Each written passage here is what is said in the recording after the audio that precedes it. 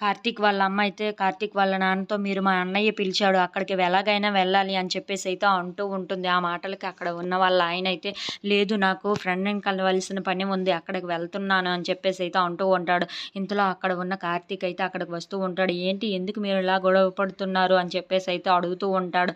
ఆ మాటలకు అక్కడ ఉన్న వాళ్ళ అమ్మ అయితే చూడరా మా అన్నయ్య పిలిస్తే అక్కడికి వెళ్ళననేసి ఫ్రెండ్ దగ్గరికి వెళ్తాడంట మీ నాన్న అని చెప్పేసి అయితే అంటూ ఉంటుంది. ఆ మాటలకు అక్కడ ఉన్న కార్తీక్ అయితే ఎందుకు అలా అంటున్నారు నాన్న? ముందు మీరు బ్రేక్‌ఫాస్ట్ చేసేసి మీ ఫ్రెండ్‌ని కలవండి. తర్వాత మామయ్యని కలండి అని చెప్పేసి అయితే అంటూ ఉంటాడు. ఆ మాటలు విన్న వాళ్ళ అమ్మ అయితే అవునండి ఇదేదో బావుంది. కార్తీక్ చాలా కరెక్ట్‌గా చెప్పాడు.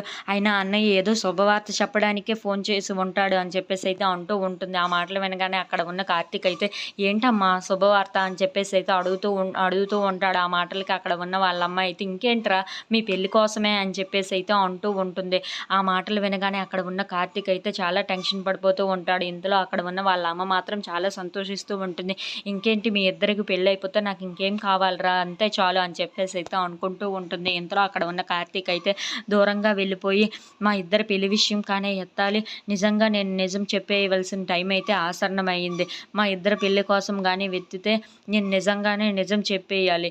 నిజం దాచితే చాలా పెద్ద తప్పే అవుతుంది. అందుకే ఎలాగైనా దీప కోసం నా కోసం అయితే నిజం చెప్పేసి తీరుతాను అని చెప్పేసి అయితే అనుకుంటూ ఉంటాడు. ఇంతలో అక్కడ ఉన్న వాళ్ళ నాన్న అయితే ఒకవేళ దీప అందరి ముందు కావేరి కోసం చెప్పేస్తే నా పరిస్థితి ఏంటి అని చెప్పేసి అయితే చాలా టెన్షన్ పడిపోతూ ఉంటాడు. అది చూసిన వాళ్ళ అమ్మ అయితే ఎందుకండి ఇంత టెన్షన్ పడిపోతున్నారు అని చెప్పేసి అయితే అడుగుతూ ఉంటుంది. ఇంతలో అక్కడ ఉన్న కార్తీక్ వాళ్ళ నాన్న మాత్రం అదేమీ లేదులే అని చెప్పేసి అయితే అంటూ ఉంటాడు. If you like this video please like share and subscribe.